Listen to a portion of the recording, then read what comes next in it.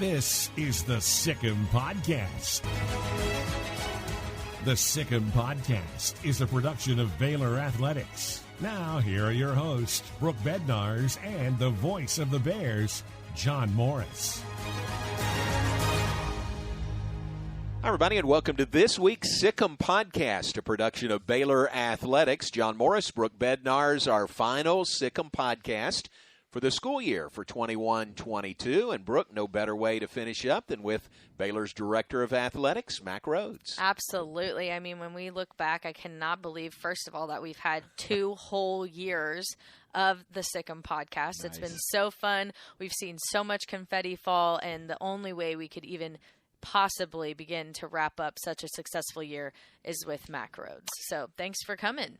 My pleasure. So I always enjoy being a guest, and I think, John, you called it friendly fire. It is. Yes. It is. And always enjoy sitting down with you both, talking about, other than God and my family, my favorite subject, Baylor Athletics. I love that. Well, what people need to know is we're recording this as we jog with you. We're chasing you down.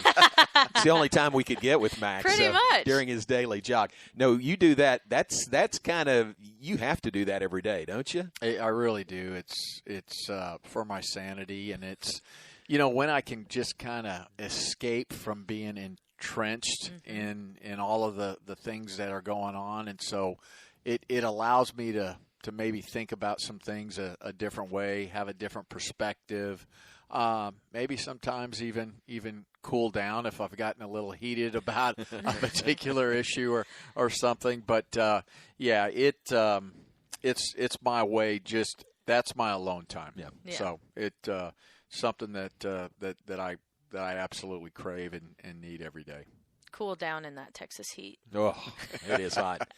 It is hot this week. And as we record this, it is June the 7th as we record. June 8th. I'm sorry, June 8th. Shout out my dad. Happy birthday. Oh, fantastic. Yeah. Happy birthday. Terry Morris's birthday tomorrow, Yes, June 9th. it's Mac, a you got any good week. birthdays you want to give a shout out to? I say that to say on June 8th as we record this, you are in the middle of another search for a head coach here at Baylor. We'd be remiss if we didn't ask how are things going as you look for our next head baseball coach? Yeah, I think right now, while we're recording this, we're in a really good place. Great interest nationally, which, I say this humbly, doesn't surprise me. Baylor University, great institution. Baylor Athletics, it's an exciting time. And I think there's a lot of respect for Baylor baseball. And I think people really believe that you can win at a high level here and do it the right way and certainly incorporate the 4 pillars of preparing champions for life. And so it's really, really good. And we'll try to finalize the process or select that individual here as soon as we can. We talk to our student athletes. We said usually 10 to 14 days now.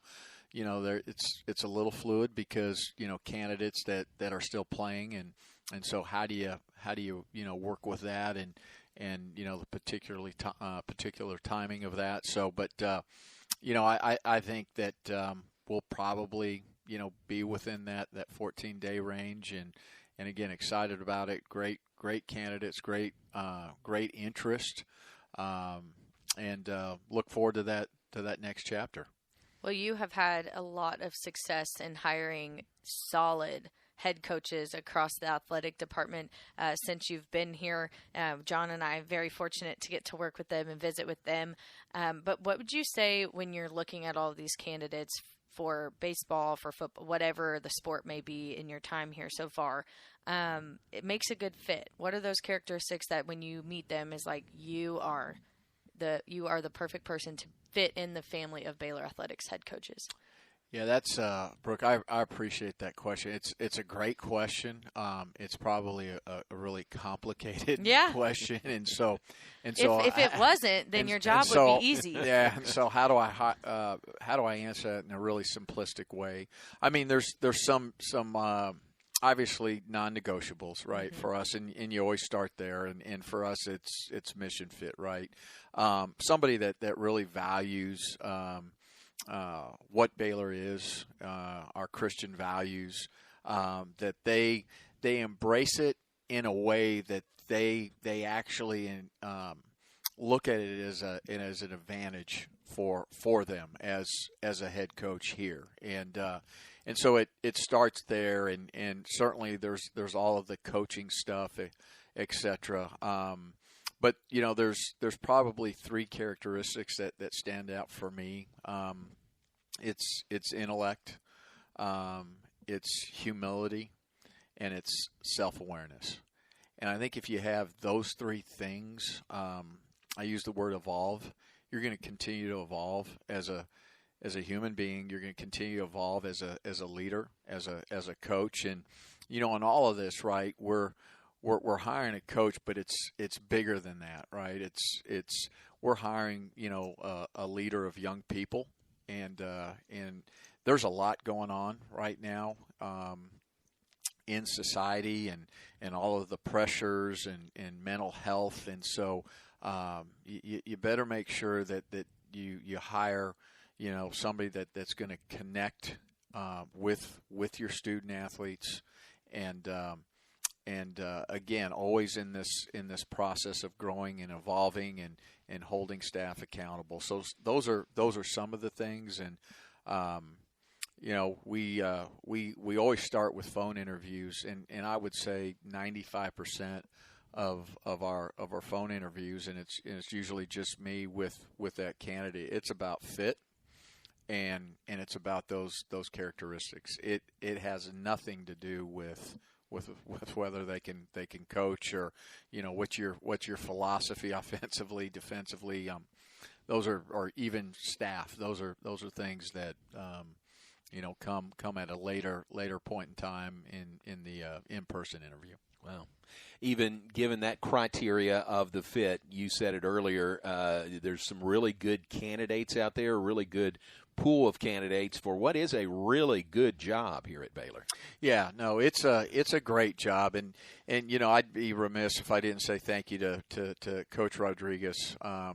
What a wonderful human being, and a really really good baseball coach, and he did some great things there. His staff did, and so grateful to him. And now this next chapter, and when we think about baseball, and we think historically about Baylor baseball, man, it's had some great moments. Grateful to Steve Smith, and and I think about Dutch, and I mean it's got some tradition, and we've had great players, and so that's what we want. We want our baseball program to be nationally relevant, to be in regionals consistently, to go to supers. Why not host supers, right? And then to have those times when the stars align a little bit, and you're able to make it to the College World Series. But we've told this to candidates. You cannot tell me that there's no reason why Baylor can't play in the College World Series, and so that's kind of where we're headed. And again, we've got a lot of people, a lot of great people interested, and it's really trying to find, all right, who is that right fit for your organization. And I think when you talk about the hiring process, I think that's one of the things you better really fully understand who you are and what you need. Well, a new chapter is headed our way for baseball, and an extension of your chapter. We're going to kind of turn this on you and let you talk a little bit about your time here at Baylor, but you here recently just signed a 10-year extension. I know John and I are very thrilled about that. Yeah, amen. So congratulations first and foremost, but kind of just walk us through what it has meant so far with your time here at Baylor, and why this place is special for you to where you wanted to stay here for 10 more years. Well, one, I'm blessed and certainly grateful to Dr. Livingstone in the border regions. But I'm even more grateful to the people that I work with each and every day. The both of you, our head coaches, all of our staff, our executive team, but it's not limited to our executive. It's all of our staff. It's the best of the best, and I wouldn't be in this position without all of you. So grateful, and I look back at the last, I guess it will be 6 years in August.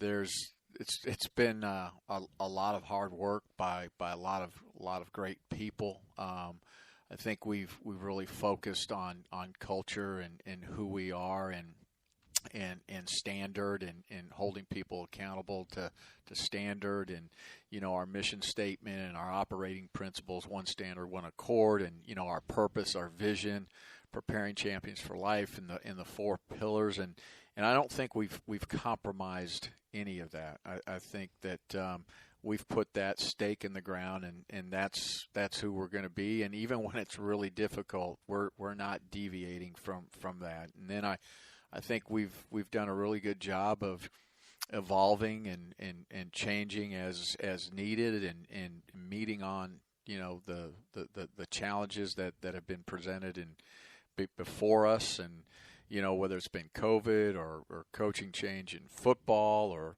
the NCAA conference changes. The list goes on and on. The conference change, the NCAA investigation, and so I think right now we've landed, and we're in a really, really good space. And as you know, if you're not chasing, you're getting caught. And so we got to continue to chase and be aggressive and move forward. So excited, for the next 5 years. And I kind of look at things in chunks of 5 years, and what's the next 5 years look like. But this is a special place. It's a special place because it's Christ-centered, and for me personally, that means a lot. And I need it, quite frankly. And so that's certainly where it starts. But then, after that, it just goes back to our people.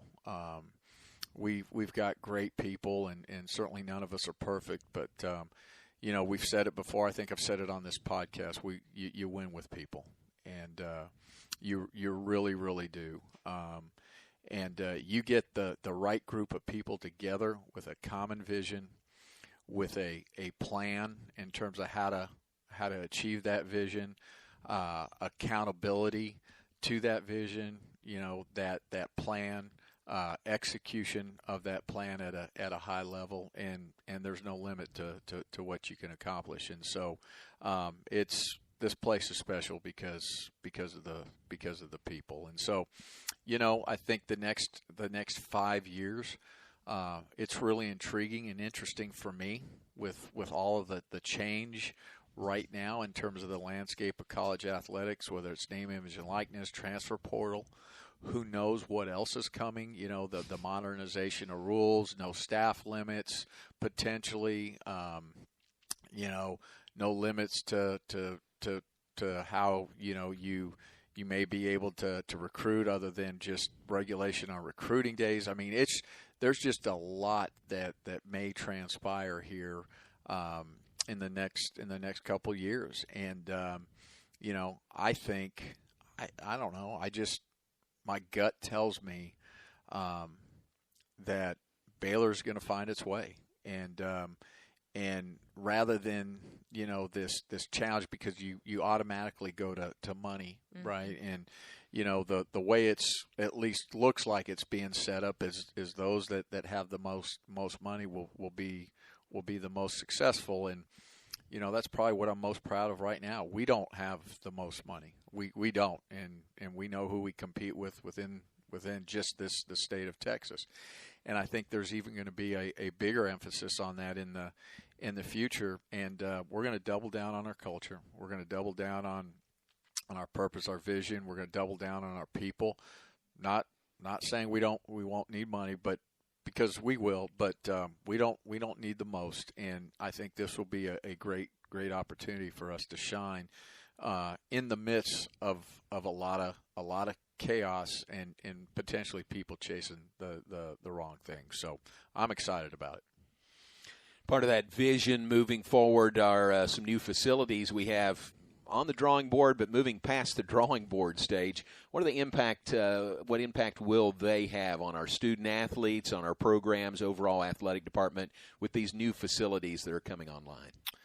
Yeah, it's seems like we've been talking about them for a long time, and obviously COVID created a pause, and but now we're ready to go. And so this is the month that we're breaking ground on the basketball pavilion, and we're breaking ground, I should call it the Foster Pavilion, and then we're breaking ground on the Fudge Football Development Center, and so excited about that. I think those two facilities, for our student athletes will be places of home for them. I think they're not just a facility. I think those will serve and really help them and our coaches when we think about academic achievement, when we think about character formation, when we think about spiritual growth, when we think about athletic success. And so when we envision facility and we create them, it's way beyond just the athletic component for them. And so I'm excited for those three programs that certainly will really impact those programs. I'm excited from a fan perspective when we think about the Foster Pavilion and just I think the energy that will be created within that facility and an opportunity to sell out every game, both men's and women's basketball, and so I think it's going to be a really tough place for opponents to come in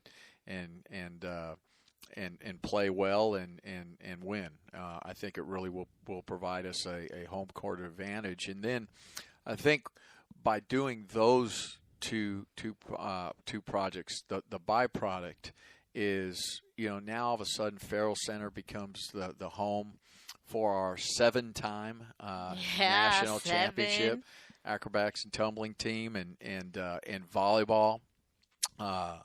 Recently Final Four and just, both of those head coaches doing a phenomenal job. But, that permanent home, that sense of belonging for those student athletes. And then, moving football out of the Simpson Center, what an unbelievable opportunity is going to be for us to create this student athlete center for excellence that will serve all of our student athletes, all 525 plus when we think about character formation and spiritual growth and academic achievement, to be able to, build something that we think will be as good as anything in the country when we think about those three pillars. And so huge impact on all of our student athletes. And then again, what's the next project, right? There's always got to be, and I don't know how President Livingstone will take that or our regents, but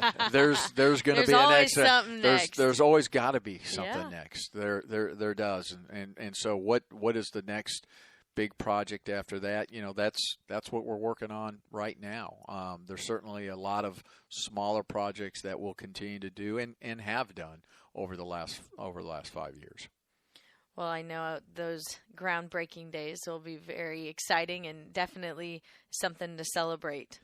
And so if groundbreaking is now in the month of June, in your mind, what's the time frame? Oh, great question. So for the Foster Pavilion, right now we're targeting January 1, 2024 to play the first basketball game.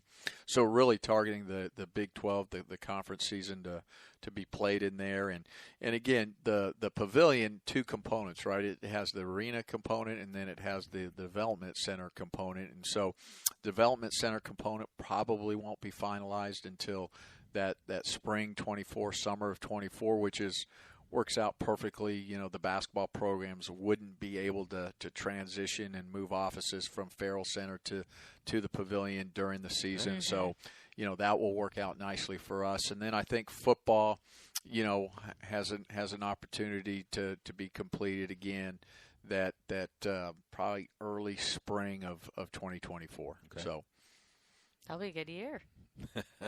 That'll be here before you know it. I know. Time will go by gosh. really, really fast.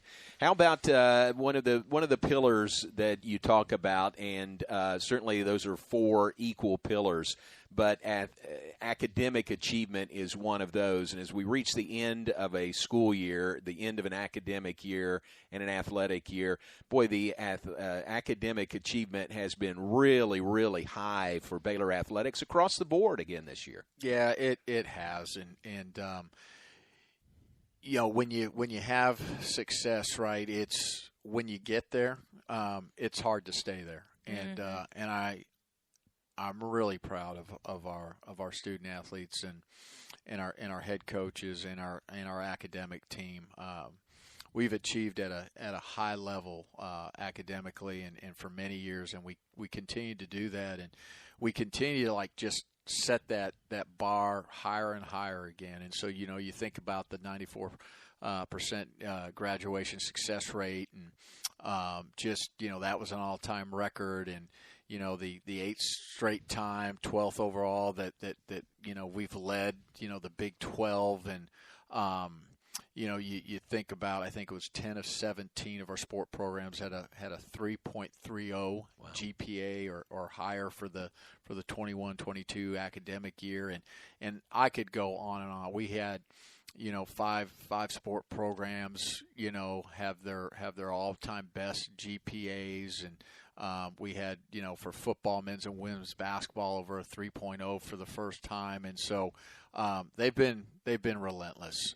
They've been relentless in the classroom, and we've really embraced this idea of personal best, where look, all of us are not created equal when it comes to the classroom, and not everybody is a 4.0 student, and we're not asking every one of our student athletes to be a 4.0 student. What we are asking them and challenging them to do is be the best that you can be. And so, hey, if your capacity is a 3.1, then don't make a 2.8, right? Mm-hmm. You're cheating yourself. Get a 3.1, get a 3.2, right? Be challenged and challenge yourself in everything you do. And so, just really excited about what we're doing in the classroom. Well, I worked the Baylor graduations, and it was so exciting to see the number of student athletes that walked across the stage graduating, and just seeing how excited they were, because they had a lot of things to celebrate, not just in the classroom like we mentioned, but it was kind of a rounding out point of all of the success that we also celebrated, all the confetti we dropped. A lot of confetti. A lot of confetti, on the fields, on the court, whatever you want to say, but just kind of walk back through the success of the year when you think about all of these sports and all of the big moments that we've been able to celebrate as a part of this Sic Em Podcast year 2. Yeah, I mean they've been special, and just a thought or two. We celebrate the trophy, that moment when you win the championship, but what makes it special is the journey. It's the process. It's the fight. It's the ups and downs. It's the lifting up your teammate and playing for one another, and that's what's really cool, because I think our student athletes know that and understand that. And Jared Butler talked about it, a graduation ceremony the year before, mm-hmm. that he was there on stage lifting that national championship trophy, and that was over in a moment. And yes, that was great and it was exhilarating, but that's not what he remembers most. He remembers the journey, the process, and so that's what's really, really fulfilling. But with that said, yes, we had great moments, and you think about football. I don't even know where football was picked, John. You would know better than me preseason last year, but pretty low. I think we were picked at 8. Yeah, is that right? pretty low. Yeah. To find a way to win, or to get into the championship game and then win it, and my goodness, probably go down as the greatest play, at least up to this point in time. And I certainly don't want to take away from any other great plays in our past, because I know that there have been many. But and then to go win, go on and win the Sugar Bowl and do that against a really, really good opponent, and the 12 wins, first time ever, all of that stuff. And so volleyball, NCAA regionals, women's basketball regular season champion, men's basketball regular season champion. I mean, just so much stuff. Farrell was rocking. The Farrell, I mean, it was. I already mentioned acrobatics and tumbling and their national championship, and women's golf in the nationals, and women's tennis in postseason, and men's tennis getting to the quarterfinals, and track still doing their thing. Track still still competing, currently, but track just a great job in Big 12 outdoors, a great job at regionals, and now as we speak here, right in at nationals in Oregon. And so just again, great effort by our student athletes and our coaches. It really has. It's been a phenomenal year, and here shortly, when track ends, we'll turn the page, and we'll focus all of our attention on the next year, and do it again, and do it all again. Reorder the confetti. Yes. That's great. You have recently been part of the Big 12 spring meetings out in Scottsdale.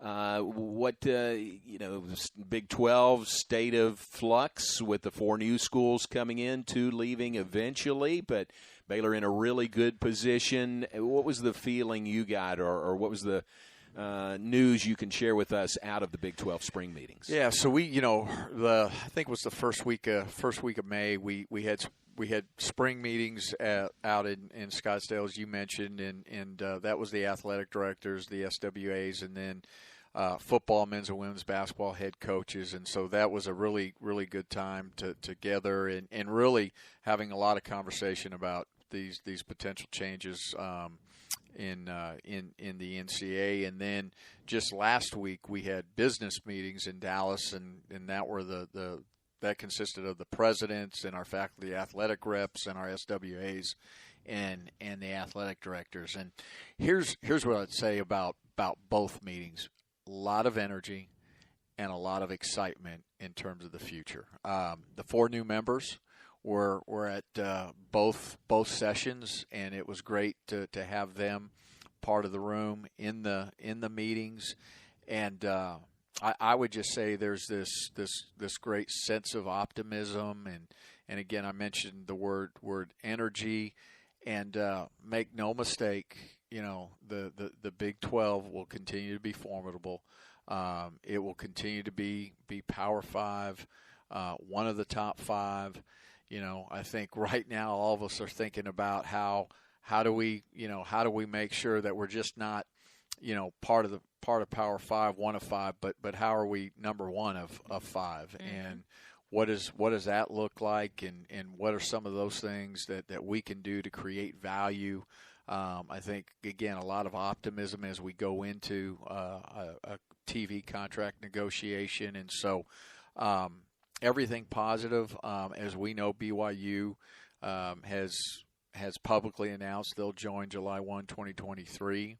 I think the other 3 schools in the American Athletic Conference, currently no public announcement yet, but I think it's, I would say that there is a high probability that they will begin competing or join the league July 1, 2023, and so we'll be at at 14, and then I think right now all indication is Oklahoma and Texas will stay to the end, but I'm excited about it. We're talking about, schedules and, what does that look like for each of the sport programs. Commissioner Bowlesby, announced the revenue distribution last Friday, and so we're back complete, whole, and in a really good position there. So, man, I'm excited about it. I told some people leaving out of Dallas. I got on the phone immediately driving back from Dallas to Waco Friday, or maybe that was Thursday. I can't remember now. But I was on the phone with 4 or 5 people, and they could hear the excitement in my voice. I was passionate about, hey, this is going to be good.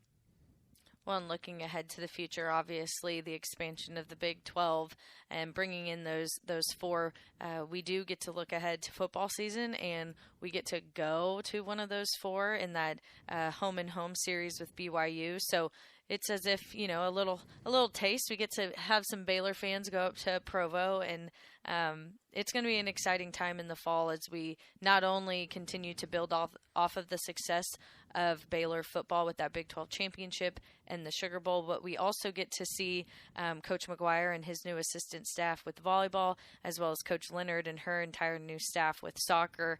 It's an exciting time to get to see some new faces out there and see them compete and coach in the green and gold for the first time. Yeah, absolutely. So we're, again, excited, and you mentioned Coach Leonard.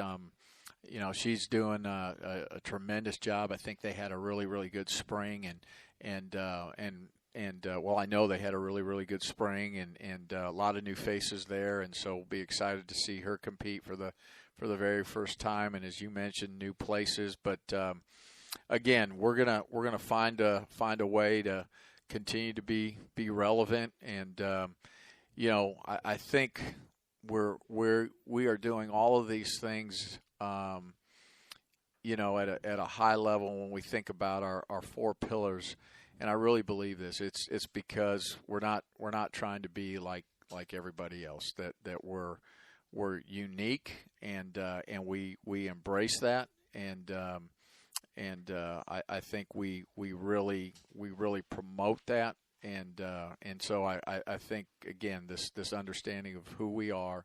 And how we're going to navigate this space called intercollegiate athletics. It is a never-ending task for you, and we couldn't think of anyone better to be leading the charge here at Baylor. We're very excited that you signed that 10-year extension, excited to hear about your 5-year plan.